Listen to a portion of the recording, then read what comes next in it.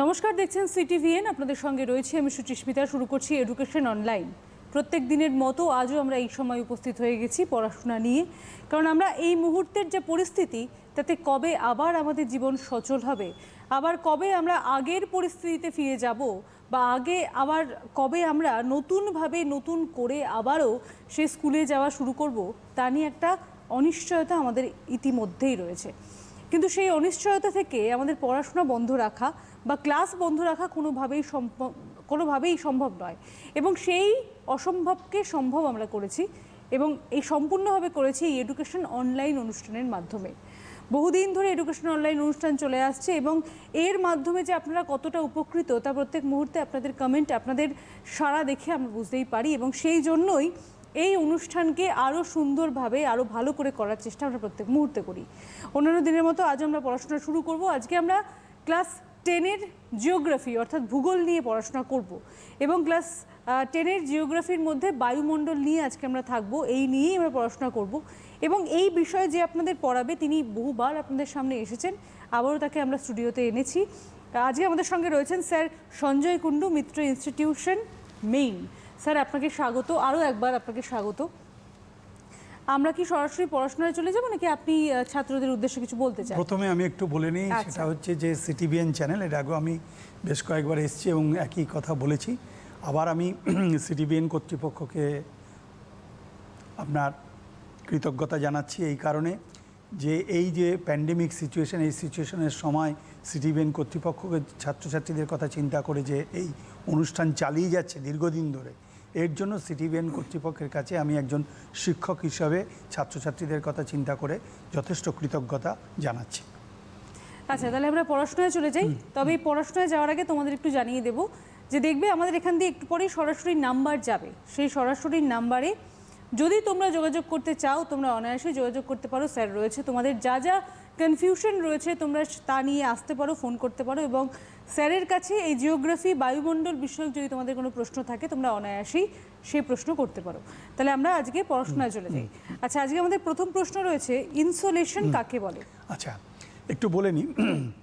বায়ুমণ্ডল চ্যাপ্টারটা বেশ বড় চ্যাপ্টার, এখান থেকে বড় প্রশ্ন আসার সম্ভাবনা তো আছেই, প্লাস ছোট প্রশ্ন অনেকগুলোই আসে, এমসিকিউ আসে, শূন্যস্থানে আসে। যাই হোক, এবার কথা হচ্ছে যে বায়ুমণ্ডলের ফার্স্ট চ্যাপ্টারটা আমি পড়িয়ে গেছি। বায়ুমণ্ডলের ফার্স্ট চ্যাপ্টারটা ছিল বায়ুমণ্ডলের গঠন এবং স্তরবিন্যাস, এটা আমাদের হয়ে গেছে, এটা আমি পড়িয়ে গেছি। নেক্সট যেটা আমাদের আজকে বায়ুমণ্ডলের সেকেন্ড চ্যাপ্টার বা সাব চ্যাপ্টার যেটা আমরা বলতে পারি, সেটা হচ্ছে বায়ুমণ্ডলের উষ্ণতা। তা আমরা আজকে বায়ুমণ্ডলের উষ্ণতা থেকে প্রথম প্রশ্ন যেটা আমরা রেখেছি সেটা হচ্ছে ইনসোলেশন কাকে বলে।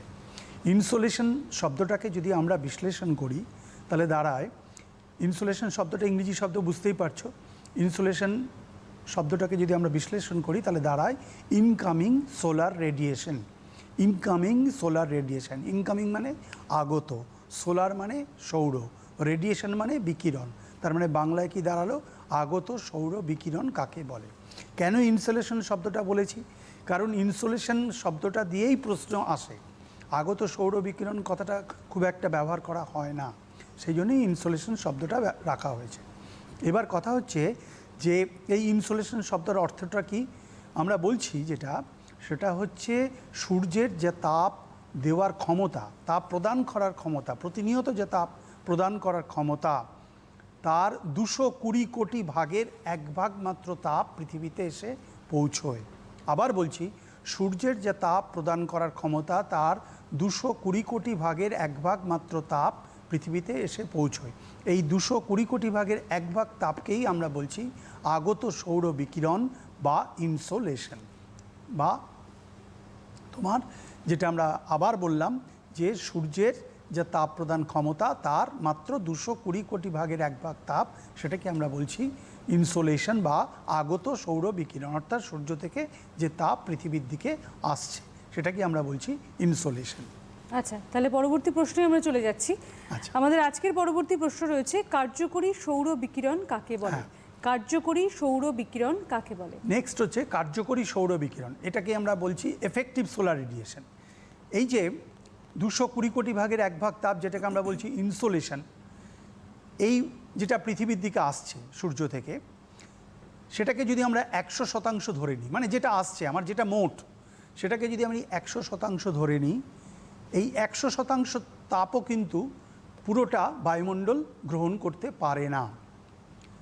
এর মাত্র, বিজ্ঞানীরা হিসেব করে দেখিয়েছেন, এর মাত্র 66% তাপ বায়ুমণ্ডল গ্রহণ করতে পারে। আবার বলছি, আগত সৌর বিকিরণ যেটাকে আমরা বললাম, সেই আগত সৌর বিকিরণটাকে যদি আমরা টোটাল ধরি, টোটাল সবসময় আমরা 100% ধরি, এই 100%-এর মধ্যে 66% তাপ বায়ুমণ্ডল গ্রহণ করতে পারে।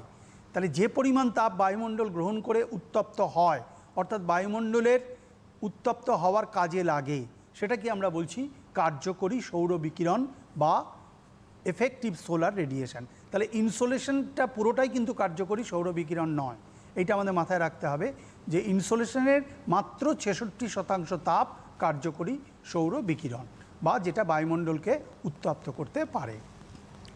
পরবর্তী প্রশ্নে চলে যাই তাহলে আমরা। হ্যাঁ। আচ্ছা, আমাদের পরবর্তী প্রশ্ন রয়েছে, অ্যালবেডো কাকে বলে? অ্যালবেডো। অ্যালবেডো কাকে বলে? অ্যালবেডো অফ দি আর্থ। আচ্ছা, পৃথিবীর অ্যালবেডো বা অ্যালবেডো অফ দি আর্থ যেটাকে আমরা বলছি, খুব সহজ হিসেব। 100% তাপ, একটু আগে আমরা বললাম যে কার্যকরী সৌর বিকিরণ, সেটাকে যদি আমরা 100% ধরি, তার মধ্যে 66% তাপ হচ্ছে কার্যকরী সৌর বিকিরণ। এবার 100 থেকে যদি 66 বাদ দাও, থাকে 34%। এই 34% তাপ কিন্তু বায়ুমণ্ডলে প্রবেশ করতেই পারছে না। এটা বায়ুমণ্ডলে একদম ঊর্ধ্বতম স্তর থেকে, ম্যাগনেটোস্ফিয়ার থেকে, যখন আমরা গঠন এবং স্তরবিন্যাস পড়েছি তখন আমরা জানি, তখন আমরা পড়েছি যে বায়ুমণ্ডলের উচ্চতম স্তর হচ্ছে ম্যাগনেটোস্ফিয়ার। ওই বায়ুমণ্ডলের উচ্চতম স্তর থেকে মহাশূন্যে পুনরায় বিকিরিত হয়ে ফিরে যাচ্ছে। সূর্য পাঠাচ্ছে 100%, কিন্তু 100% তাপ কিন্তু বায়ুমণ্ডল গ্রহণ করতে পারছে না। 66% তাপ বায়ুমণ্ডল গ্রহণ করছে, যেটাকে আমরা বলছি কার্যকরী সৌর বিকিরণ। তা আর এই 66% যদি আমরা ইনসোলেশন থেকে বাদ দিই, অর্থাৎ 100% থেকে 66% বাদ দিই, তাহলে পড়ে রইল 34%। এই 34% তাপ যেটা পৃথিবীর ঊর্ধ্বতম স্তর থেকে, বায়ুমণ্ডলের উচ্চতম স্তর থেকে মহাশূন্যে পুনরায় বিকিরিত হয়ে ফিরে যাচ্ছে, সেটাকে আমরা বলছি অ্যালবেডো অফ দি আর্থ বা পৃথিবীর অ্যালবেডো। পরবর্তী প্রশ্নে চলে যাব আমরা। পরবর্তী প্রশ্ন রয়েছে, তাপের সমতা কাকে বলে? আচ্ছা। আরও একবার বলে দিই, তাপের সমতা কাকে বলে? হ্যাঁ, হিট ব্যালেন্স অফ দি আর্থ। তাপের সমতা কাকে বলে? হিট ব্যালেন্স অফ দি আর্থ। আমি ইংরেজিটা বলছি এই কারণেই, খুব সহজ ব্যাপার, কারণ হচ্ছে যে আমাদের এই বোর্ডে যেমন বেঙ্গলি মিডিয়াম রয়েছে, ইংলিশ মিডিয়ামও রয়েছে, সেই জন্যই ইংরেজি টার্মগুলো বলে দিচ্ছি। তোমরা বিষয়টা আমি বাংলায় বলছি, নিশ্চয়ই বুঝতে পারবে যারা ইংলিশ মিডিয়ামের ছাত্র। তার সাথে সাথে টেকনিক্যাল ইংরেজি টার্মটাও বলে দিচ্ছি। হিট ব্যালেন্স অফ দি আর্থ। আমরা প্রতিনিয়ত দেখছি যে ভূপৃষ্ঠ তাপ গ্রহণ করছে, সেই ভূপৃষ্ঠ তাপ বিকিরণ করছে, বায়ুমণ্ডল উত্তপ্ত হচ্ছে। তাহলে এইভাবে যদি প্রতিনিয়ত যদি বায়ুমণ্ডল উত্তপ্ত হতে থাকে, তাহলে তো পৃথিবীর উষ্ণতা ক্রমশ বাড়তে থাকবে। কিন্তু আমরা সামগ্রিকভাবে যেটা লক্ষ্য করি, সামগ্রিকভাবে খুব সূক্ষ্ম বিচারে যদিও পৃথিবীর গড় উষ্ণতা বৃদ্ধি পায়, সেটা আমরা পরে আসব, কিন্তু সামগ্রিকভাবে পৃথিবীর গড় উষ্ণতা কিন্তু তেমনভাবে বৃদ্ধি পায় না। অর্থাৎ তার মানে হচ্ছে যে পরিমাণ তাপ বায়ুমণ্ডল গ্রহণ করছে ভূপৃষ্ঠ থেকে, সূর্য থেকে আগত বিকিরণের মাধ্যমে ভূপৃষ্ঠ থেকে তাপ বায়ুমণ্ডল গ্রহণ করছে, ঠিক সমপরিমাণ তাপ আবার কিন্তু বায়ুমণ্ডল বিকিরণ করে মহাশূন্যে ফিরিয়ে দিচ্ছে। তাহলে যে পরিমাণ তাপ বায়ুমণ্ডল গ্রহণ করছে, ঠিক সমপরিমাণ তাপ আবার বায়ুমণ্ডল পুনরায় বিকিরণ করে মহাশূন্যে ফিরিয়ে দিচ্ছে। তার ফলে প্লাস মাইনাস করে ইকুয়াল টু কিন্তু জিরো দাঁড়ালো। যে পরিমাণ তাপ গ্রহণ করছে ঠিক সমপরিমাণ তাপ ফিরিয়ে দিচ্ছে। তার ফলে কিন্তু পৃথিবীর অ্যাভারেজ টেম্পারেচারটা বা গড় উষ্ণতার কিন্তু কোনো রকম পরিবর্তন হচ্ছে না। এটা কি আমরা সামগ্রিকভাবে বলি পৃথিবীর তাপের সমতা বা হিট ব্যালেন্স অফ দি আর্থ। যদিও আমরা পরবর্তীকালে জানব যে পৃথিবীর গড় উষ্ণতার পরিবর্তন সামান্য হলেও হচ্ছে না তা নয়, যে কারণে আমরা বলছি গ্রিন হাউস এফেক্ট, যে কারণে আমরা বলছি গ্লোবাল ওয়ার্মিং, এই কথাগুলো আমরা পরে আসব। তবে তোমরা এই চ্যাপ্টারে প্রথমে আপাততভাবে জেনে রাখো যে পৃথিবীর তাপের সমতা বলতে বোঝায় পৃথিবী যে পরিমাণ তাপ গ্রহণ করছে ঠিক সমপরিমাণ তাপ আবার কিন্তু মহাশূন্যে পুনরায় বিকিরণ করে দিচ্ছে। তার ফলে পৃথিবীর গড় উষ্ণতার বিশেষ কোনো পরিবর্তন হচ্ছে না। এটা কি আমরা বলছি হিট ব্যালেন্স অফ দি আর্থ বা পৃথিবীর তাপের সমতা। আচ্ছা, পরবর্তী প্রশ্নে আমরা চোখ রাখছি। আমাদের পরবর্তী প্রশ্ন রয়েছে, বায়ুমণ্ডল উত্তপ্ত হওয়ার বিভিন্ন প্রক্রিয়াগুলি কি কি ব্যাখ্যা করো? বায়ুমণ্ডল উত্তপ্ত হওয়ার বিভিন্ন প্রক্রিয়াগুলি কি কি ব্যাখ্যা করো? আচ্ছা, এটা একটা বড় প্রশ্নের জন্যই আমরা রেখেছি। বায়ুমণ্ডলে উত্তপ্ত হওয়ার বিভিন্ন প্রক্রিয়া, বিভিন্ন প্রক্রিয়াগুলো কি কি আমরা যদি 1, 2, 3, 4 করে বলি, আমরা প্রথমেই বলি বিকিরণ, তারপরে আমরা বলি শোষণ। বিকিরণ মানে রেডিয়েশন, শোষণ মানে অ্যাবজর্পশন, তারপরে আমরা বলি পরিবহন, কন্ডাকশন, তারপরে আমরা বলি পরিচলন, কনভেকশন, এবং লাস্ট ওয়ান আমরা বলি অ্যাডভেকশন। তাহলে মোটামুটিভাবে এই 5টি প্রক্রিয়া বায়ুমণ্ডল কিন্তু উত্তপ্ত হয়ে থাকে। এটা খুব বিস্তৃতভাবে পড়বে, বিস্তৃত মানে বড় প্রশ্ন আসার সম্ভাবনা, এটা বুঝে নাও, বুঝে নিলে পরে খুব সহজ। আমি প্রতিদিনই একই কথা বলছি, যেদিনই আসছি আমি তোমাদের এই সিটিভিএন চ্যানেলে, যে জিওগ্রাফি সাবজেক্টটা এমনই, বুঝে নিলে পরে কিন্তু খুব সহজ, মুখস্থ করার খুব একটা প্রয়োজন হয় না, সেই জন্য বুঝে নাও, খুব সহজ কথা।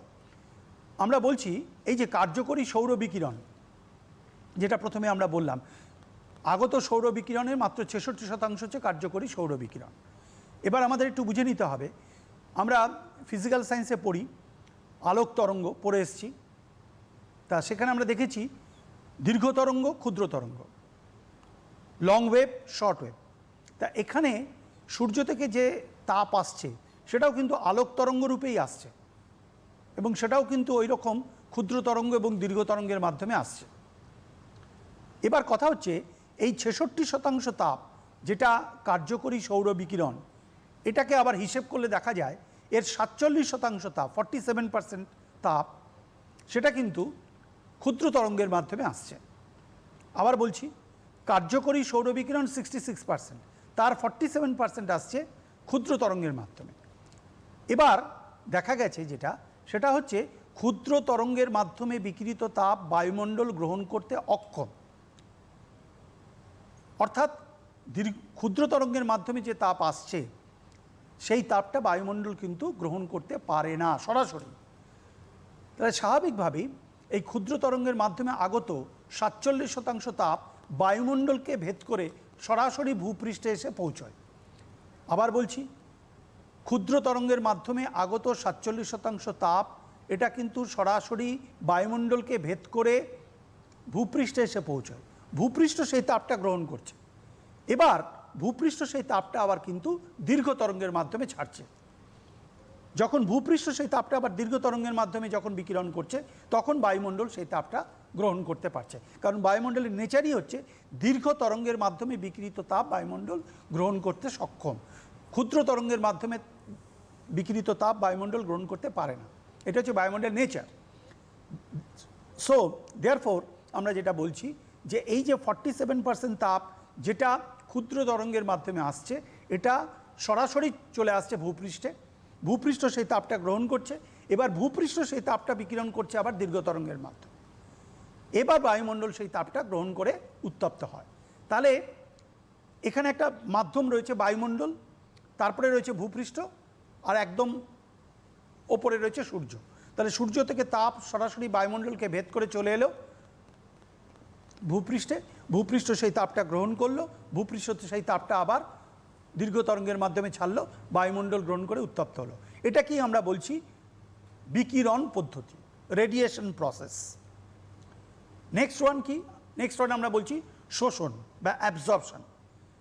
আমরা কার্যকরী সৌর বিকিরণ বলেছি 66%, তাহলে 66% থেকে যদি আমরা 47%, একটু আগে আমি বললাম, এই 47% যদি আমরা বাদ দিই, হিসাব করে দেখো 66 থেকে যদি 47 বাদ দিই তাহলে দাঁড়ায় 19%। হিসেব করে দেখা গেছে এই 19% তাপ কিন্তু সূর্য থেকে সরাসরি দীর্ঘ তরঙ্গের মাধ্যমে আসছে। তাহলে ন্যাচারালি এই 19% যে তাপ যেটা দীর্ঘ তরঙ্গের মাধ্যমে আসছে, এটা কিন্তু আর ভূপৃষ্ঠে এসে পৌঁছচ্ছে না, এটা বায়ুমণ্ডল সরাসরি গ্রহণ করে নিচ্ছে, বায়ুমণ্ডল সরাসরি অ্যাবজর্ব করে নিচ্ছে। সেই জন্য আমরা এটাকে বলছি শোষণ পদ্ধতি বা অ্যাবজর্পশন। তাহলে সেকেন্ড পয়েন্টে আমরা কি বললাম? অ্যাবজর্পশন বা শোষণ। তাহলে কার্যকরী সৌর বিকিরণের মধ্যে 19% তাপ যেটা দীর্ঘ তরঙ্গের মাধ্যমে আসছে, সেই দীর্ঘ তরঙ্গের মাধ্যমে আগত 19% তাপ বায়ুমণ্ডল ডাইরেক্টলি অ্যাবজর্ব করে নিচ্ছে, এটাকে আমরা বলছি শোষণ পদ্ধতি। তাহলে সূর্য থেকে আগত যে সৌর বিকিরণ সেটা এই দুভাবে, একটা হচ্ছে বিকিরণ পদ্ধতি 47%, আরেকটা হচ্ছে শোষণ পদ্ধতি 19% এই দুটো পদ্ধতিতে বায়ুমণ্ডল গ্রহণ করে উত্তপ্ত হয়। এবার কথা হচ্ছে, আমরা বলেছি বায়ুমণ্ডল কিভাবে কি প্রক্রিয়ায় বা উত্তপ্ত হয় বা বায়ুমণ্ডল উত্তপ্ত হওয়ার বিভিন্ন প্রক্রিয়াগুলো। এবার কথা হচ্ছে এই যে তাপটা বায়ুমণ্ডল গ্রহণ করছে সেটা তো ছড়ানোর ব্যাপার রয়েছে, সেটা তো স্প্রেড করার ব্যাপার রয়েছে। এবার ধরা যাক ভূপৃষ্ঠ একেবারে সমুদ্র সমতলে ভূপৃষ্ঠ, তার ওপর থেকে আমরা বায়ুমণ্ডলকে হিসেব করছি। আমরা প্রথম চ্যাপ্টারে পড়ে এসেছি যে ভূপৃষ্ঠ থেকে প্রায় 10,000 উচ্চতা কিলোমিটার পর্যন্ত বায়ুমণ্ডল। তাহলে একেবারে ভূপৃষ্ঠ সংলগ্ন বায়ুস্তর যখন উত্তপ্ত হচ্ছে, সেই বায়ুস্তর থেকে তাপটা পরবর্তী বায়ুস্তরে স্প্রেড করছে, সেখান থেকে আবার তাপটা তার পরবর্তী বায়ুস্তরে স্প্রেড করছে।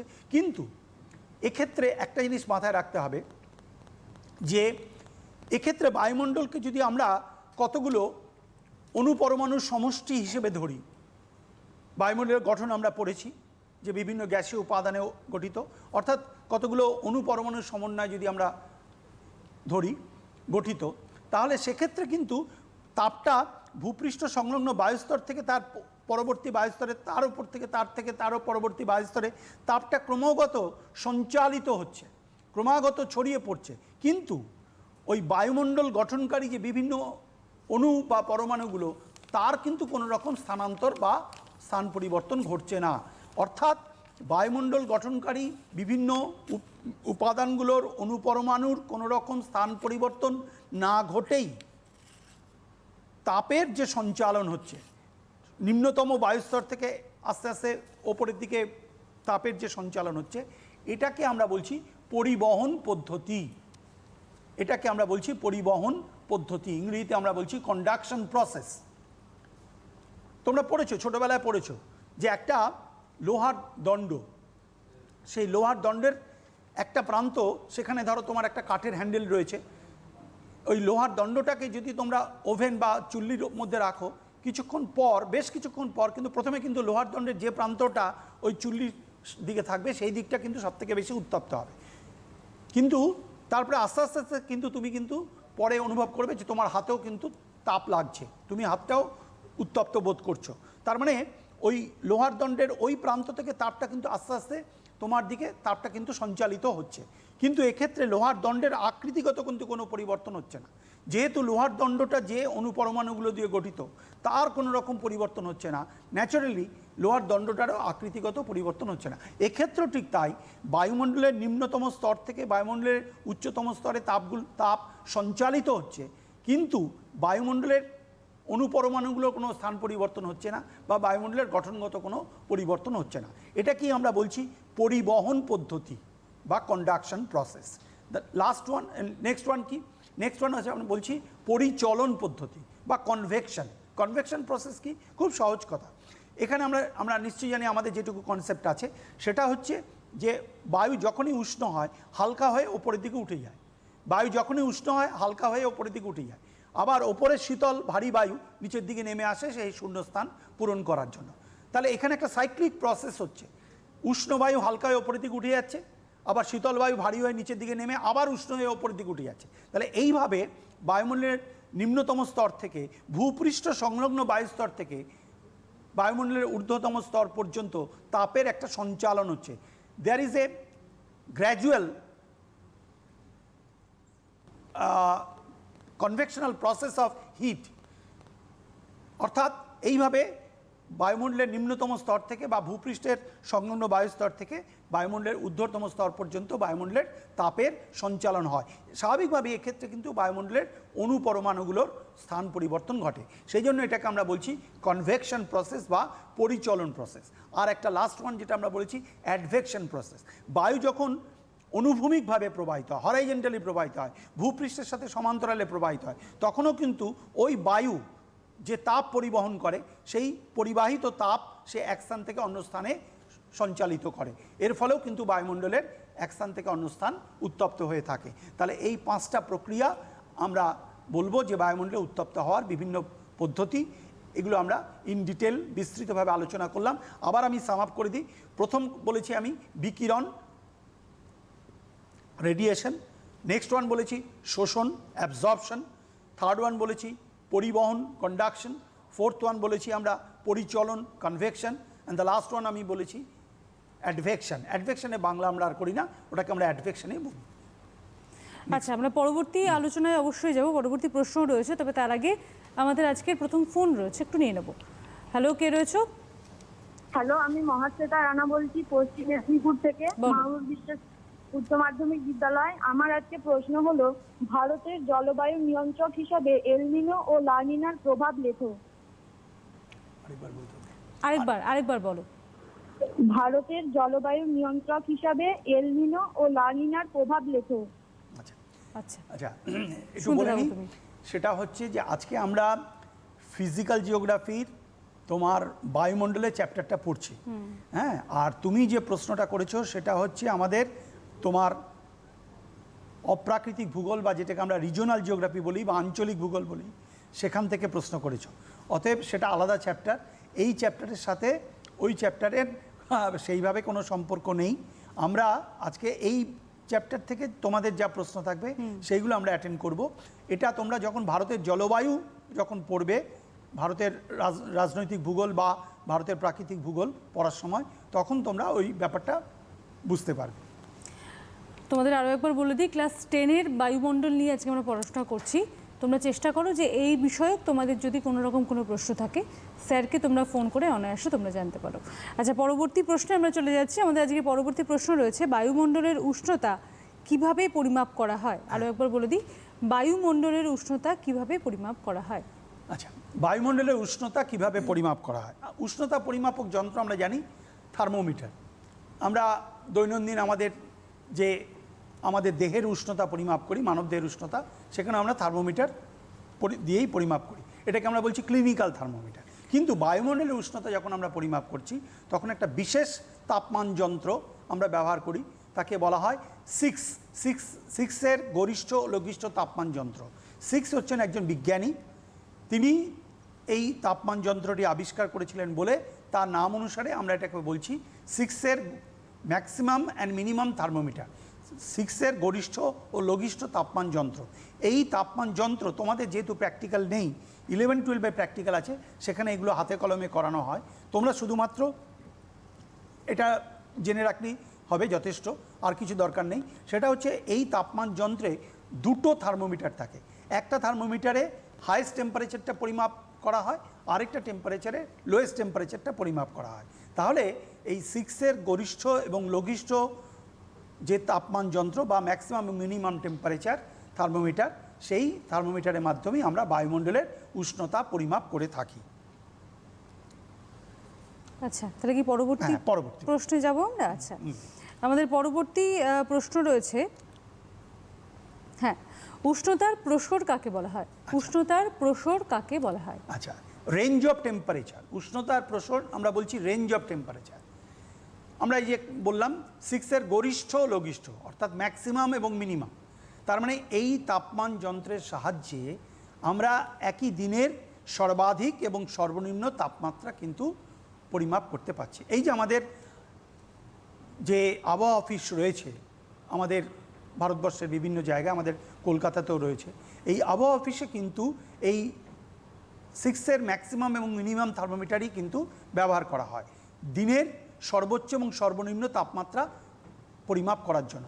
তোমরা যে কোনো সময় যে কোনো চ্যানেলে যদি তোমরা খবর দেখো, যেখানে আবহাওয়ার খবর বলা হয়, সেখানে তিনটে জিনিস বলা হয়। দিনের সর্বোচ্চ তাপমাত্রা বলা হয়, দিনের সর্বনিম্ন তাপমাত্রা বলা হয়, আর দিনের আর্দ্রতা কত সেটা বলা হয়।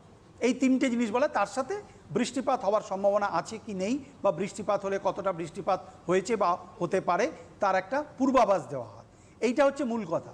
তা এখানে এই যে সর্বোচ্চ এবং সর্বনিম্ন তাপমাত্রা, ধরা যাক আজকের সর্বোচ্চ তাপমাত্রা 30 ডিগ্রি সেন্টিগ্রেড, আজকের সর্বোচ্চ তাপমাত্রা 30 ডিগ্রি সেন্টিগ্রেড, খুব সহজ কথা। আর আজকের সর্বনিম্ন তাপমাত্রা পরিমাপ করা গেল যে 15 ডিগ্রি সেন্টিগ্রেড। তাহলে সিক্সের গরিষ্ঠ এবং লঘিষ্ঠ তাপমান যন্ত্রে বা থার্মোমিটারে হাইয়েস্ট টেম্পারেচার মেজার করা হলো 30 ডিগ্রি সেন্টিগ্রেড, আর লোয়েস্ট টেম্পারেচার মেজার করা হলো 15 ডিগ্রি সেন্টিগ্রেড। তাহলে দেয়ারফোর তাহলে কী দাঁড়ালো, এই দুটোকে যদি আমরা বিয়োগ করি, তাহলে 30 - 15 = 15 ডিগ্রি সেন্টিগ্রেড। তাহলে এটা কি আমরা বলছি রেঞ্জ অফ টেম্পারেচার, অর্থাৎ মানে কি সর্বাধিক উষ্ণতা মাইনাস সর্বনিম্ন উষ্ণতা, দ্যাট ইজ ইকুয়াল টু উষ্ণতার প্রসর বা রেঞ্জ অফ টেম্পারেচার, কতর মধ্যে ঘোরাফেরা করছে। 30 মাইনাস 15 ইকুয়াল টু 15, অর্থাৎ ম্যাক্সিমাম রেঞ্জ হচ্ছে কত না 15 ডিগ্রি সেন্টিগ্রেড। এইভাবে আমরা পৃথিবীর বিভিন্ন জলবায়ু অঞ্চলের উষ্ণতার প্রসর ব্যবহার করি বোঝানোর জন্য। তাহলে এইটা হচ্ছে বায়ুমণ্ডলের উষ্ণতার প্রসর হচ্ছে কি সর্বাধিক এবং সর্বনিম্ন উষ্ণতার বিয়োগফল। খুব সহজ কথা। আচ্ছা, আমরা পরবর্তী আচ্ছা, এই প্রসঙ্গে আমি আরেকটু বলি। আচ্ছা আচ্ছা স্যার, আমাদের একটা ফোন রয়েছে, আমরা একটু আচ্ছা, নিয়ে হ্যাঁ, নিতে হ্যাঁ, পারি হ্যাঁ, প্রসঙ্গে অবশ্যই, আসি। অবশ্যই, অবশ্যই। আচ্ছা, হ্যালো, কে রয়েছো? ম্যাম নমস্কার ম্যাডাম, আমি কাউসার আলী মন্ডল বলছি নদিয়া জেলা থেকে। বলো। বলছি ম্যাডাম, প্রশ্ন ছিল হ্যাঁ, উষ্ণ মরু অঞ্চলে বিভাগে প্রচন্ড উত্তাপ ও রাত্রিকালীন খুবই কম উত্তাপ থাকে কেন? আবার একটু বলতো। আরেকবার যদি বলো। উষ্ণ মরু অঞ্চলে বিভাগে প্রচন্ড উত্তাপ ও আচ্ছা। রাত্রিকালীন খুবই কম উত্তাপ থাকে কেন? আসছি। আচ্ছা, আসছে, পরবর্তী সময় স্যার আসছেন, আচ্ছা, তুমি বলে দিচ্ছি। ভলিউম দিয়ে টেলিভিশনের সাউন্ডটা দিয়ে শুনতে থাকো। আচ্ছা, এই প্রসঙ্গে একটু বলি। এই যে আমরা উষ্ণতার প্রসর কথাটা বললাম, রেঞ্জ অফ টেম্পারেচার, এই রেঞ্জ অফ টেম্পারেচারটা আমরা দিনের বেলা একটা দিনের মাপতে পারি, সেটাকে আমরা বলছি দৈনিক উষ্ণতার প্রসর, ডায়ারনাল রেঞ্জ অফ টেম্পারেচার। একটা দিনের ধরো আজকে সারাদিনের উষ্ণতার প্রসর আমরা পরিমাপ করলাম, সেটাকে আমরা বলছি ডায়ারনাল রেঞ্জ অফ টেম্পারেচার বা দৈনিক উষ্ণতার প্রসর। ঠিক এইভাবে আমরা মাসিক উষ্ণতার প্রসর মাপতে পারি। একটা মাসের সর্বোচ্চ এবং সর্বনিম্ন উষ্ণতার অ্যাভারেজ করে আমরা সেখান থেকে বিয়োগফল করে আমরা মাসিক উষ্ণতার প্রসর বার করতে পারি। ঠিক তেমনিভাবে আমরা বার্ষিক উষ্ণতার প্রসর বার করতে পারি বা অ্যানুয়াল রেঞ্জ অফ টেম্পারেচার। একটা অঞ্চলের সারা বছরের সর্বাধিক গড় উষ্ণতা এবং সর্বনিম্ন গড় উষ্ণতার যে বিয়োগফল। আবার বলছি, একটা অঞ্চলের সর্বাধিক গড় উষ্ণতার সর্বাধিক উষ্ণতার গড় এবং একটা বছরের সর্বনিম্ন উষ্ণতার গড়, এর যে বিয়োগফল, এটাকে আমরা বলছি তোমার বার্ষিক উষ্ণতার প্রসর। এইভাবে আমরা দৈনিক উষ্ণতার প্রসর, মাসিক উষ্ণতার প্রসর এবং বার্ষিক উষ্ণতার প্রসর বার করে থাকি। বার্ষিক উষ্ণতার প্রসরটা সাধারণত আমরা জলবায়ু অঞ্চল নির্ধারণে ব্যবহার করে থাকি। আচ্ছা আচ্ছা, পরবর্তী প্রশ্ন কি আমরা চলে যাব? আচ্ছা, আমাদের পরবর্তী প্রশ্ন রয়েছে, বায়ুমণ্ডলের উষ্ণতার নিয়ন্ত্রক বলতে কি বোঝো? হ্যাঁ, বায়ুমণ্ডলের উষ্ণতা নিয়ন্ত্রক বলতে কি বোঝো? Controlling factors of climate, controlling factors of temperature of the atmosphere, এগুলো আমাদের এক এক করে বুঝতে হবে। দেয়ার আর সো মেনি ফ্যাক্টরস, অনেকগুলো ফ্যাক্টর রয়েছে। আমরা প্রথমেই বলছি অক্ষাংশ বা ল্যাটিটিউড। অক্ষাংশ বা ল্যাটিটিউড, এটাকে আমরা বলছি বায়ুমণ্ডলের উষ্ণতার অন্যতম প্রধান নিয়ন্ত্রক। নেক্সট ওয়ান উচ্চতা, অল্টিটিউড। নেক্সট আমরা বলছি সমুদ্র থেকে দূরত্ব বা নিয়ারনেস বা ডিস্টেন্স ফ্রম দ্য সি, সমুদ্র সান্নিধ্য বা সমুদ্র থেকে দূরত্ব, নিয়ারনেস ফ্রম দ্য সি বা ডিস্টেন্স ফ্রম দ্য সি। আচ্ছা স্যার, একটা ফোন রয়েছে, একটু নিয়ে নেবো, কারণ কেটে যাবে যদি, তাহলে তো আর প্রশ্নটা করা হবে না। হ্যালো, কে রয়েছো? ম্যাম আমি শাইনি ঠাকুর। বলো। না মানে আমি প্রশ্নটা করছি। আমার প্রশ্নটা হলো কর্কটীয় ও মকরীয় শান্ত বলয় বলতে কি বোঝো? আচ্ছা আচ্ছা, শুনতে থাকো তুমি। আচ্ছা আচ্ছা, যে এবার আমরা বিষয়টা ছিলাম, হ্যাঁ, যে বিষয়টা আমরা ছিলাম। হ্যাঁ, আচ্ছা, ডিস্টেন্স ফ্রম দ্য সি বা নিয়ারনেস টু দ্য সি, অর্থাৎ সমুদ্র সান্নিধ্য বা সমুদ্র থেকে দূরত্ব। তারপরে আমরা বলছি সমুদ্র স্রোত, ওশন কারেন্টস। আচ্ছা, তারপরে আমরা বলছি বায়ুপ্রবাহ। বায়ুপ্রবাহ এটাও তোমার উষ্ণতার একটা অন্যতম প্রধান নিয়ন্ত্রক। আচ্ছা, নেক্সট অধঃক্ষেপণ, প্রেসিপিটেশন। তারপরে আমরা বলছি স্বাভাবিক উদ্ভিদ, ন্যাচারাল ভেজিটেশন। তারপরে আমরা বলছি সয়েল বা মৃত্তিকা। এগুলো এতগুলো বিষয় রয়েছে তোমার বায়ুমণ্ডলের উষ্ণতা নিয়ন্ত্রণের ক্ষেত্রে। সেই জন্য আমরা খুব সহজ কথা, আমরা যেটা বলছি যে বায়ুমণ্ডলের উষ্ণতা নিয়ন্ত্রক, অর্থাৎ বায়ুমণ্ডলের উষ্ণতাকে কি কি বিষয় নিয়ন্ত্রণ করে, বায়ুমণ্ডলের উষ্ণতা কি কি বিষয়ের দ্বারা নিয়ন্ত্রিত হয়ে থাকে। তাহলে বায়ুমণ্ডলের উষ্ণতা নিয়ন্ত্রক বলতে আমরা এই জিনিসগুলো বললাম। 1 নম্বর আবার বলি, মানে গুরুত্ব অনুসারে অক্ষাংশ, উচ্চতা, সমুদ্র থেকে দূরত্ব বা সমুদ্র সান্নিধ্য, সমুদ্র স্রোত, বায়ু প্রবাহ, অধঃক্ষেপণ, স্বাভাবিক উদ্ভিদ, মৃত্তিকা ইত্যাদি। এই 8টা পয়েন্টকে আমরা বলছি বায়ুমণ্ডলের উষ্ণতার নিয়ন্ত্রক। এই সমস্ত কারণেই বায়ুমণ্ডলের উষ্ণতা বিভিন্ন জায়গায় বিভিন্ন রকম হয়। যেমন আমরা বলছি যে একই সময় পৃথিবীর বিভিন্ন অঞ্চলে উষ্ণতা বিভিন্ন রকম, আবার একই দিনের একই জায়গায় একই দিনের বিভিন্ন সময় একই জায়গার উষ্ণতা বিভিন্ন রকম। যেমন খুব আমাদের বাস্তব অভিজ্ঞতা থেকে আমরা বুঝতে পারি, সকালবেলা যে উষ্ণতা থাকে নিশ্চয়ই দুপুরবেলা উষ্ণতা তার থেকে বৃদ্ধি পায় সাধারণত, আবার বিকেলবেলার দিকে আস্তে আস্তে করে উষ্ণতা কমতে থাকে, এগুলো আমরা বুঝতে পারি, আমরা আমাদের বাস্তব অভিজ্ঞতা দিয়ে আমরা বুঝে থাকি। তাহলে এই যে বায়ুমণ্ডলের উষ্ণতা কমছে বাড়ছে, এর পেছনে কতগুলো কারণ আছে। There are some factors which are controlling the temperature of the atmosphere, সেটাই আমরা বলছি বায়ুমণ্ডলের উষ্ণতার নিয়ন্ত্রক। These are the controlling factors. এই যে 8টা পয়েন্ট বললাম, এই 8টা পয়েন্ট সামগ্রিকভাবে বায়ুমণ্ডলের উষ্ণতাকে নিয়ন্ত্রণ করে থাকে। আচ্ছা, আমাদের একটি ফোন রয়েছে, আমরা একটু নিয়ে নেব। হ্যালো, কে রয়েছো? Hello ma'am. Hello sir. Hello, বলো। আমার একটা প্রশ্ন ছিল, তাপ বিষুবরেখা কাকে বলে? আচ্ছা আচ্ছা, এটা আচ্ছা আমরা আসছি তাপ আমরা। বিষুবরেখা। আচ্ছা, তুমি দেখতে থাকো, আমরা অবশ্যই আসছি পরবর্তী প্রশ্নে। আচ্ছা, আমাদের পরবর্তী প্রশ্নে আমরা চলে যাই, তবে যে প্রশ্নগুলো রয়েছে স্যার বলেছেন পরবর্তী সময়ে আলোচনা করবেন। আচ্ছা, আমাদের এই মুহূর্তের প্রশ্ন রয়েছে, অক্ষাংশ বায়ুমণ্ডলের উষ্ণতাকে কিভাবে নিয়ন্ত্রণ করে? আরেকবার বলে দিই, অক্ষাংশ বায়ুমণ্ডলের উষ্ণতাকে কিভাবে নিয়ন্ত্রণ করে? আচ্ছা, অক্ষাংশ বায়ুমণ্ডলের উষ্ণতার প্রধানতম নিয়ন্ত্রক, আমরা বলছি অক্ষাংশ বায়ুমণ্ডলের প্রধানতম নিয়ন্ত্রক, কারণ অক্ষাংশের পার্থক্যে সূর্যরশ্মির পতন কোণের পার্থক্য হয়। অক্ষাংশের পার্থক্যে সূর্যরশ্মির পতন কোণের পার্থক্য হয়। সূর্যরশ্মি যেখানে লম্বভাবে পড়ছে সেখানে উষ্ণতা বেশি, সূর্যরশ্মির পতন কোণ যেখানে যত তির্যক সেখানে উষ্ণতা তত কম, এটা আমরা জানি। তাহলে অক্ষাংশ বায়ুমণ্ডলের উষ্ণতার সর্বপ্রধান নিয়ন্ত্রক আমরা সেই কারণে বলছি। এই কারণেই আমরা বলছি নিরক্ষীয় অঞ্চল, পৃথিবীর নিরক্ষীয় অঞ্চল, বিষুবরেখা এবং তার আশেপাশের যে অঞ্চল, সেখানে সারা বছরই সূর্যরশ্মি লম্বভাবে কিরণ দেয়, আমরা পড়ে এসেছি। বিষুবরেখা বা তার আশেপাশের যে অঞ্চল, সেখানে সারা বছরই সূর্যরশ্মি লম্বভাবে কিরণ দেয়, যে কারণে নিরক্ষীয় অঞ্চলে সারা বছরই গ্রীষ্মকাল, আমরা পড়ে এসেছি ক্লাস 8-এ। কেন গ্রীষ্মকাল সেটা এখন আলোচনা করব আমরা। এইটা আলোচনা করতে গিয়ে যে নিরক্ষীয় অঞ্চলে অর্থাৎ নিরক্ষরেখা এবং তার আশেপাশে অঞ্চলে সারা বছরই সূর্যরশ্মি লম্বভাবে কিরণ দিচ্ছে, লম্বভাবে কিরণ দেওয়ার ফলে সেখানে উষ্ণতা অনেক বেশি।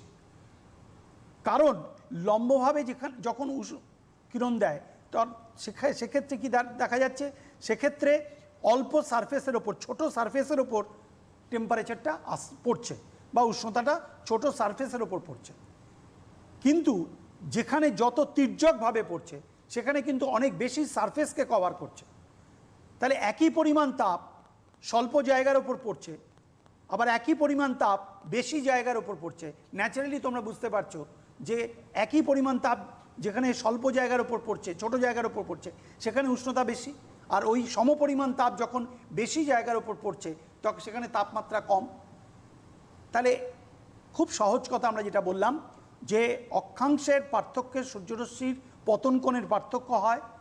নিম্ন অক্ষাংশে সূর্যরশ্মি লম্বভাবে কিরণ দেয়, যে কারণে নিম্ন অক্ষাংশে বা নিরক্ষীয় অঞ্চলে সারা বছরই গ্রীষ্মকাল, সারা বছরই উষ্ণতা বেশি। এবং নিরক্ষীয় অঞ্চল থেকে বা নিরক্ষরেখা থেকে যত আমরা উত্তর বা দক্ষিণে যাই তত কিন্তু সূর্যরশ্মির তির্যকতা বাড়তে থাকে।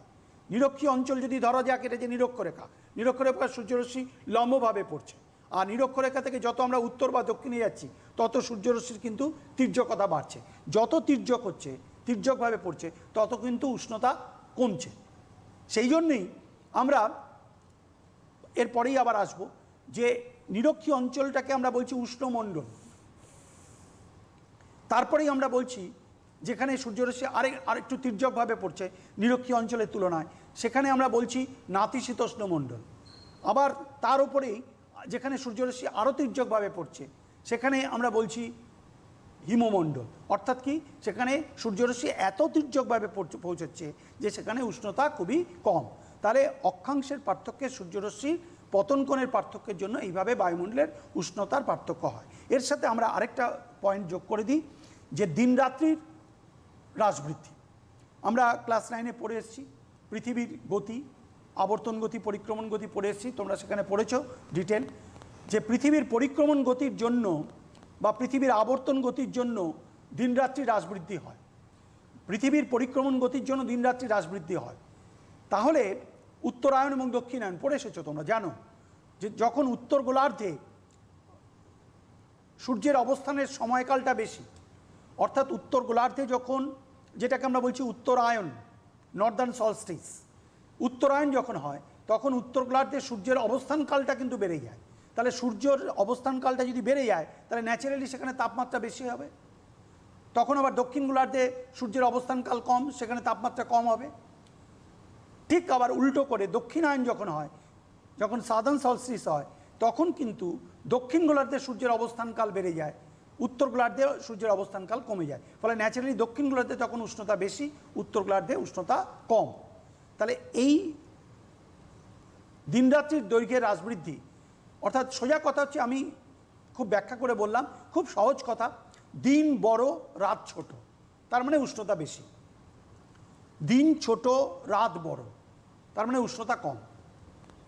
এই হচ্ছে সোজা কথা। তাহলে এই যে দিন বড় রাত ছোট বা দিন ছোট রাত বড়, এটাও কিন্তু অক্ষাংশের কারণেই হচ্ছে। সূর্যরশ্মির পতন কোণ কোথায়, কতটা, কিভাবে লম্বভাবে বা কিভাবে তির্যকভাবে পড়ছে, এটা যেমন একটা factor. At the same time duration of sun's rays, অর্থাৎ সূর্যরশ্মি কতক্ষণ ধরে কিরণ দিচ্ছে। দিনের দৈর্ঘ্য যদি বেশি হয় তাহলে ন্যাচারালি বেশি সময় ধরে কিরণ দেবে, তাপমাত্রা বেশি হবে। দিনের দৈর্ঘ্য যদি কম হয় তাহলে কম সময় ধরে কিরণ দেবে, ফলে তাপমাত্রা কম হবে। এই হচ্ছে মূল কথা। তাহলে অক্ষাংশ বায়ুমণ্ডলের উষ্ণতার প্রধানতম নিয়ন্ত্রক, এটা আমরা ব্যাখ্যা করলাম। আচ্ছা, পরের প্রশ্নে আসার আগে আমি একটা প্রশ্নের উত্তর দিয়ে দিই। আচ্ছা, আপনি স্যার প্রশ্নের উত্তর অবশ্যই দেবেন, তবে তার আগে আরও একটি ফোন রয়েছে, একটু নিয়ে নেব। হ্যালো, কে রয়েছো?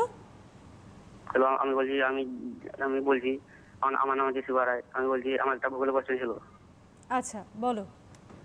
কিভাবে বিশ্বব্যাপী জলবায়ু পরিবর্তন সুন্দরবনকে প্রভাবিত করেছে? তুমি যদি একটু তোমার গতিটা একটু আস্তে করো খুব ভালো হয়, একটু স্পিডটা কমিয়ে বলো।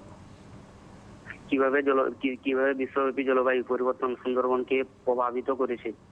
বুঝতে পারছি। কিভাবে জলবায়ুর পরিবর্তন সুন্দরবনকে প্রভাবিত করেছে? হ্যাঁ। আচ্ছা স্যার, বুঝতে এটা পারলাম। এই চ্যাপ্টারের নয়। আচ্ছা, এটা, হ্যাঁ, আচ্ছা, ঠিক আছে। এটা আচ্ছা, এটা সম্ভবত জলবায়ু চ্যাপ্টারের। হ্যাঁ, ওটা ওই মানে আঞ্চলিক ভূগোলের। আচ্ছা, ঠিক আছে, তুমি শুনতে থাকো। জলবায়ু চ্যাপ্টার নিয়ে যেদিনকে আলোচনা হবে, আশা করি নিশ্চয়ই স্যার তোমার এই প্রশ্নের উত্তর দেবে। তবে আজকে তো বায়ুমণ্ডল নিয়ে আলোচনা হচ্ছে, তাই বায়ুমণ্ডল নিয়ে কোনো প্রশ্ন থাকলে অবশ্যই তোমরা করতে পারো স্যার। হ্যাঁ, যেটা বলছিলাম যে একটু আগেই একজন তোমরা প্রশ্ন করেছিলে, আমি এখানে একটু বলে নিই। সেটা হচ্ছে তোমার প্রশ্ন ছিল যে মরু অঞ্চলে দিনের বেলা উষ্ণতা বেশি এবং রাত্রিবেলা উষ্ণতা কম কেন? খুব সহজ কথা। মরু অঞ্চল মানে কি? ডেজার্ট ক্লাইমেট, ডেজার্ট, সেখানে বালির তাপ শোষণ ক্ষমতাটা কিন্তু অনেক বেশি। বালির তাপ শোষণ ক্ষমতাটা অনেক বেশি, হিট অ্যাবজর্বিং পাওয়ারটা অনেক বেশি, আবার তাপ বিকিরণ করার ক্ষমতাটাও খুব বেশি।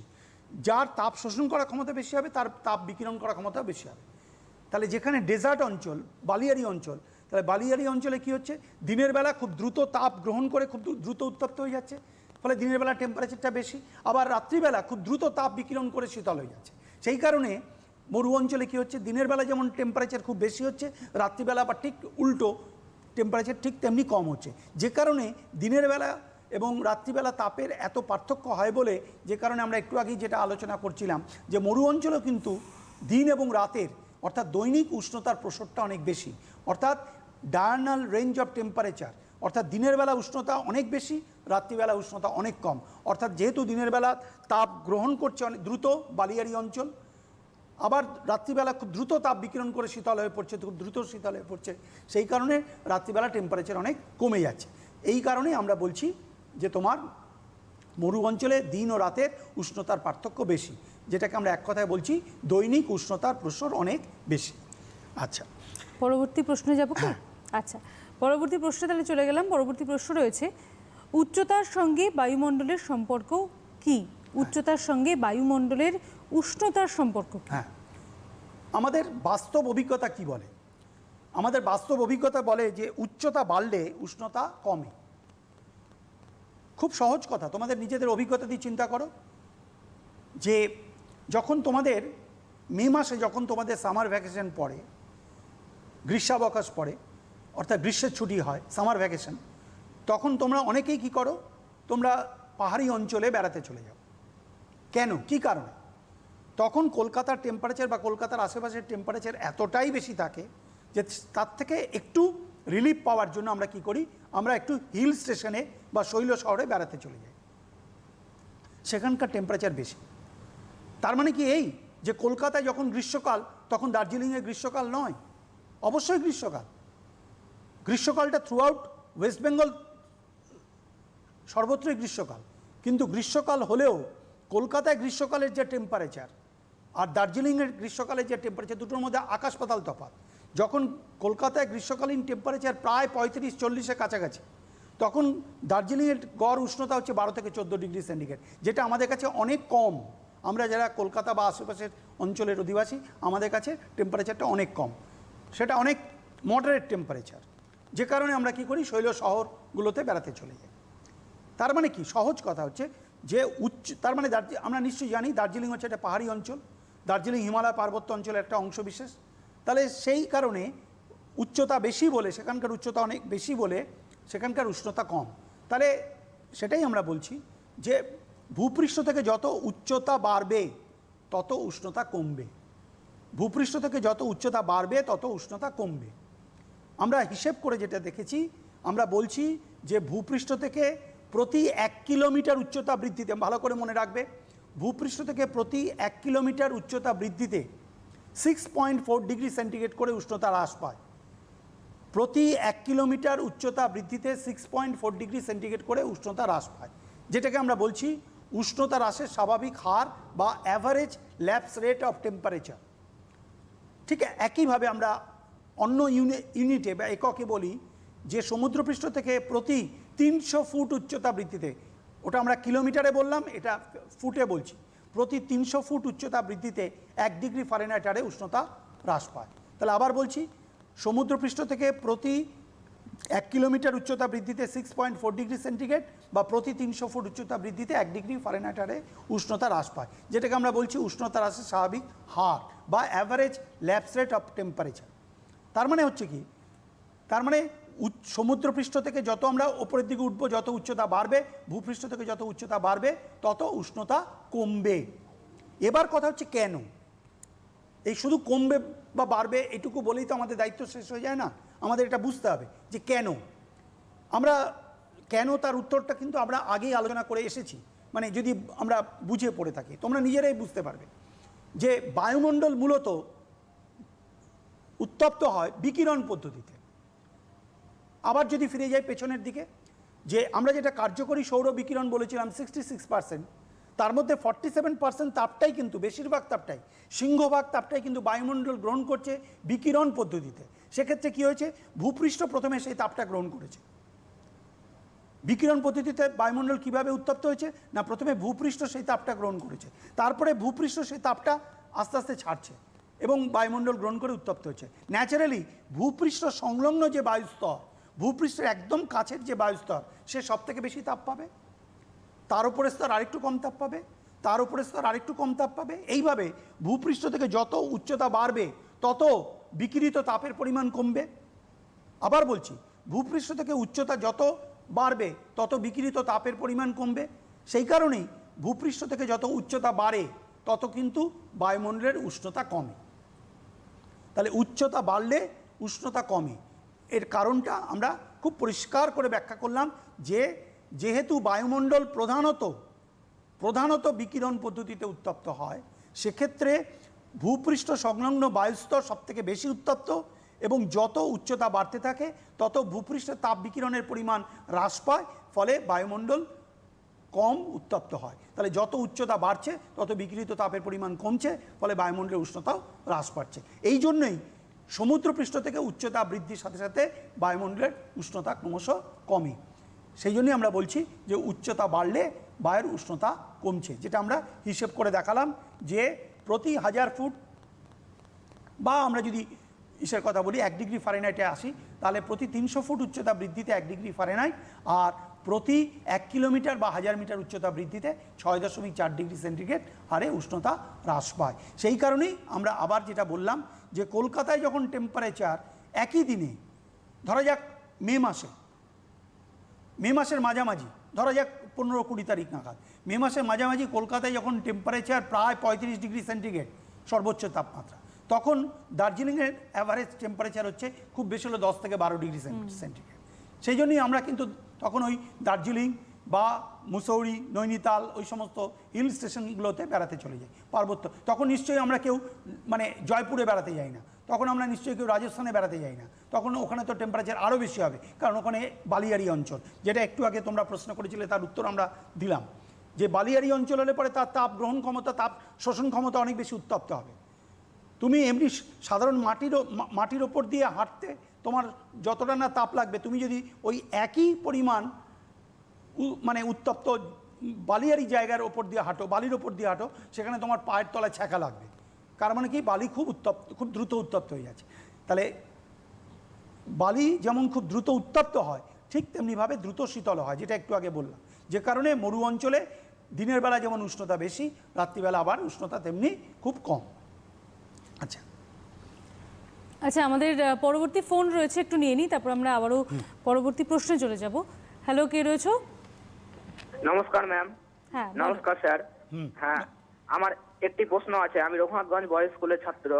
আচ্ছা, আমার প্রশ্নটি হলো, পৃথিবীর বায়ুচাপ বলয়গুলির সঙ্গে নিয়ত বায়ুর সম্পর্ক সংক্ষেপে ব্যাখ্যা করো। স্যার, এটা যদি আপনি একটু বলে দেন তাহলে আমি খুবই উপকৃত হতাম। বলছি, অবশ্যই। আমাদের বায়ুমণ্ডল, আমি প্রথমেই বললাম যে আমাদের বায়ুমণ্ডল চ্যাপ্টারটা অনেক বড়, এর অনেকগুলো সাব চ্যাপ্টার আছে। প্রথম দিন যেদিনকে আমি ক্লাস 10-এ ক্লাস করে গেছি, সেদিনকে আমি বায়ুমণ্ডলের গঠন এবং স্তর বিন্যাস সেটা আলোচনা করেছি, এটা একটা বিরাট চ্যাপ্টার। আজকে আমরা আলোচনা করছি বায়ুমণ্ডলের উষ্ণতা।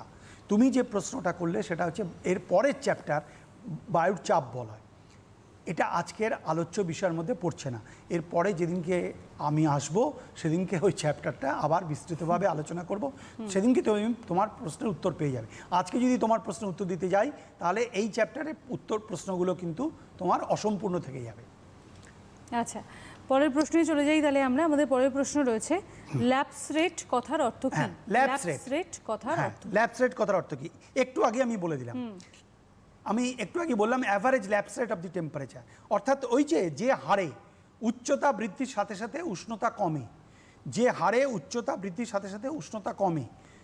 আবার বলছি, প্রতি 1 কিলোমিটার উচ্চতা বৃদ্ধিতে 6.4 ডিগ্রি সেন্টিগ্রেড বা প্রতি 300 ফুট উচ্চতা বৃদ্ধিতে 1 ডিগ্রি ফারেনহাইট যে হারে উষ্ণতা কমছে, উচ্চতা বাড়ার সাথে সাথে উষ্ণতা কমছে, তাকেই আমরা বলছি অ্যাভারেজ, মানে গড় ল্যাপস মানে কমে যাওয়া, ল্যাপস রেট অর্থাৎ উষ্ণতা হ্রাসের স্বাভাবিক হার।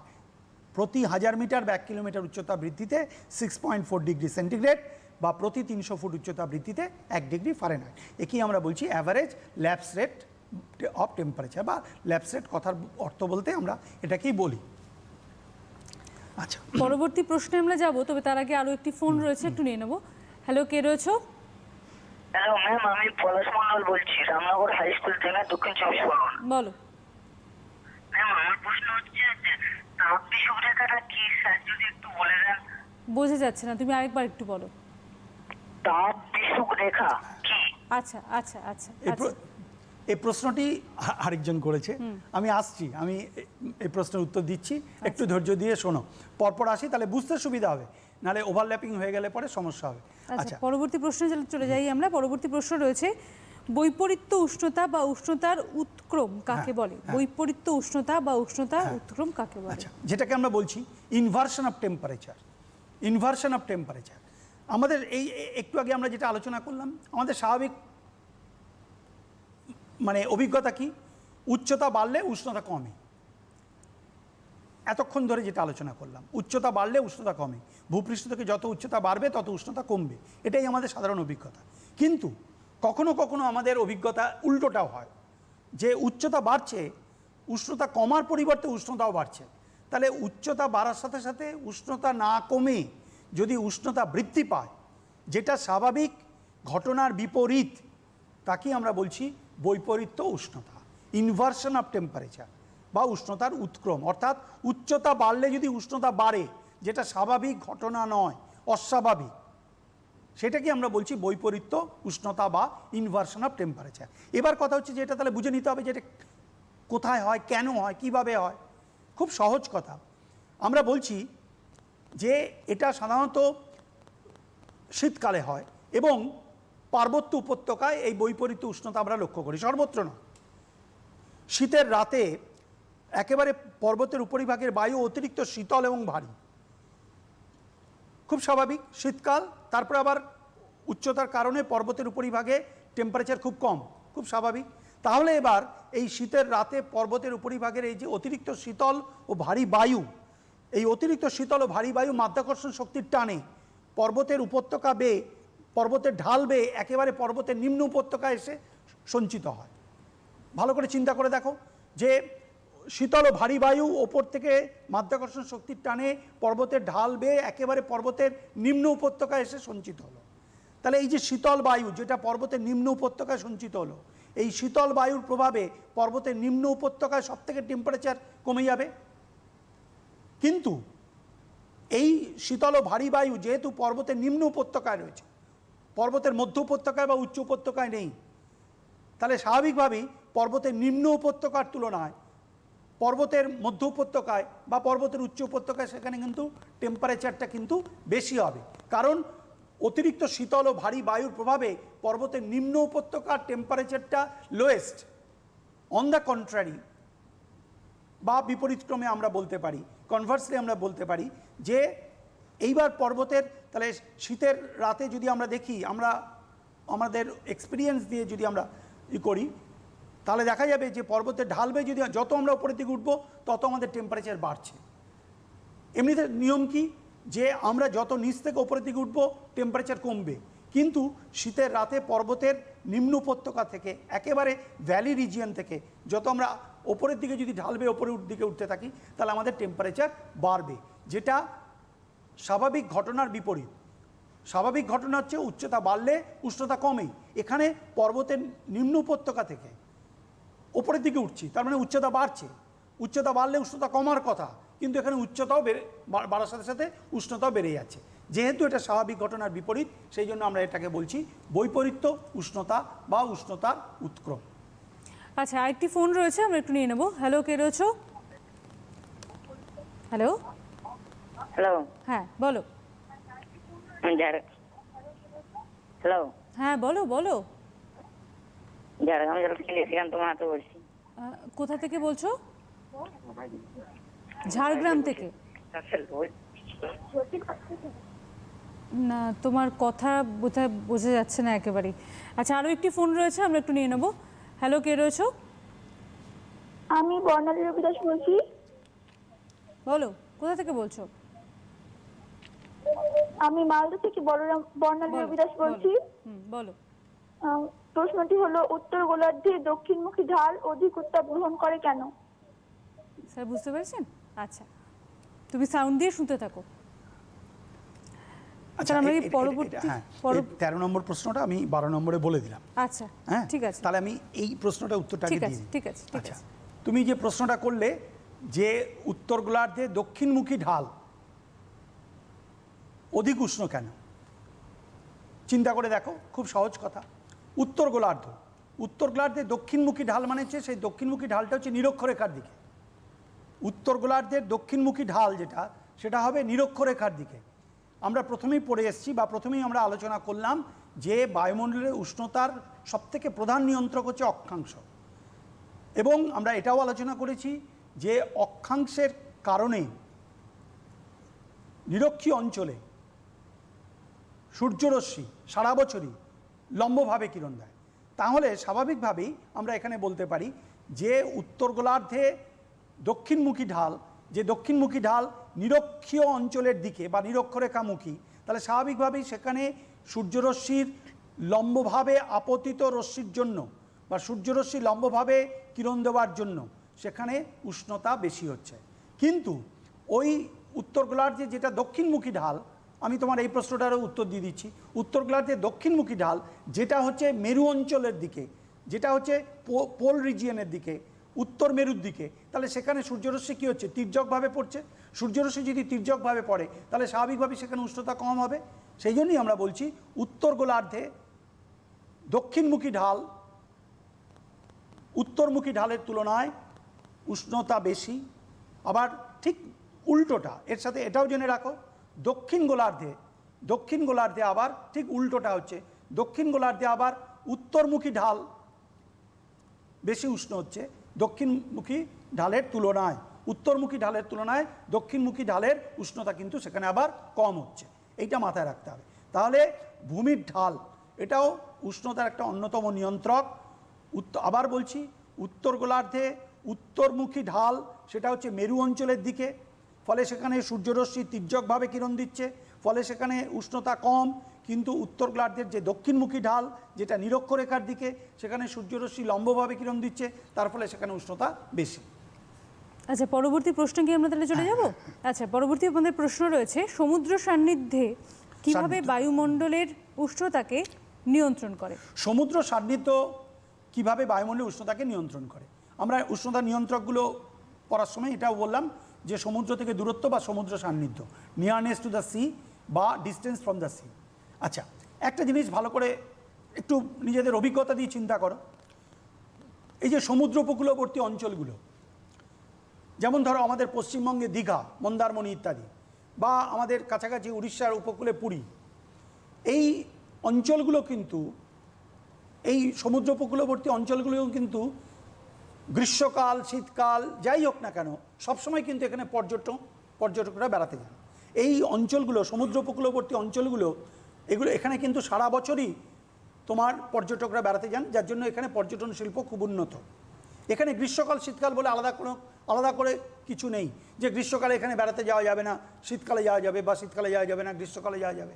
যেটা আমরা একটু আগে বললাম যে গ্রীষ্মকালে আমরা নিশ্চয়ই জয়পুরে বেড়াতে যাব না, আজমিরে বেড়াতে যাব না, রাজস্থানে। কিন্তু আমরা গ্রীষ্মকালে কোথায় যাব না, হিল স্টেশনগুলোতে যাব। আবার শীতকালে নিশ্চয়ই স্বাভাবিকভাবে আমরা ওই হিল স্টেশনগুলোকে অ্যাভয়েড করে আমরা অন্যান্য জায়গায় বেড়াতে যাব যেখানে টেম্পারেচারটা তুলনামূলকভাবে বেশি। কিন্তু এই যে উপকূলবর্তী অঞ্চল, সমুদ্র সান্নিধ্য, সমুদ্র উপকূলবর্তী অঞ্চল, সেখানে গ্রীষ্মকাল শীতকাল বলে কোনো ভেদাভেদ নেই, সেখানে সারা বছরই লোকজন বেড়াতে যাচ্ছে। কেন? নিজেদের অভিজ্ঞতা দিয়ে চিন্তা করো। সামার ভ্যাকেশনেও আমরা পুরীতে যাই, সামার ভ্যাকেশনেও আমরা দীঘাতে তো রোজ হাজার হাজার লোক যাচ্ছে। এখন না প্যান্ডেমিক সিচুয়েশন, এখন যাওয়াটা বন্ধ, ঠিক আছে, কিন্তু সারা বছরই লোকজন যাচ্ছে। কেন যাচ্ছে? কারণ হচ্ছে কি, সমুদ্র উপকূলবর্তী অঞ্চল। সমুদ্র উপকূলবর্তী অঞ্চল, তা সমুদ্র উপকূলবর্তী অঞ্চলের উষ্ণতা সেটা কিন্তু সমুদ্রের দ্বারা নিয়ন্ত্রিত হচ্ছে। আমরা বলছি যে সমুদ্র উপকূলবর্তী অঞ্চলের উষ্ণতা কিছু নাতিশীতোষ্ণ প্রকৃতির, অর্থাৎ টেম্পারেট। সেখানকার গ্রীষ্মকালটাও খুব বেশি নয়, সেখানে মানে উষ্ণতা খুব বেশি নয়, আবার শীত ঠান্ডাটাও খুব কম নয়, মানে খুব, অর্থাৎ difference of temperature between highest and lowest, হ্যাঁ, দৈনিক উষ্ণতার যে ডিফারেন্সটা সেটা খুব বেশি নয়। সেই কারণে এই মডারেট টেম্পারেচারের জন্য বা নাতিশীতোষ্ণ উষ্ণতার কারণে সমুদ্রবর্তী অঞ্চলের টেম্পারেচারটা নাতিশীতোষ্ণ থাকার জন্য সেখানে টেম্পারেচার তোমার মধ্যবর্তী বা আমরা বলছি মাঝামাঝি হয়। একেবারে স্যার, আজকে সময় একেবারেই নেই, বোঝাই যাচ্ছে যে একের পর এক প্রশ্ন ছিল এবং আরও বেশ কিছু প্রশ্ন ছিল, কিন্তু এত বড় বড় আলোচনা তো নিঃসন্দেহে তাই একটু সময় কম পড়ে যাচ্ছে। আমরা পরবর্তী সময় আবারও এই বিষয়ে অবশ্যই আলোচনা করব, তোমাদের ফোন নেব। স্যার, আপনাকে অনেক ধন্যবাদ এবং তোমাদেরও অনেক ধন্যবাদ আমাদের সঙ্গে থাকবার জন্য। তোমাদের সঙ্গে আবার দেখা হবে পরবর্তী পর্যায়ে। ততক্ষণ ভালো থাকো, সুস্থ থাকো এবং অবশ্যই মন দিয়ে পড়াশোনা করো।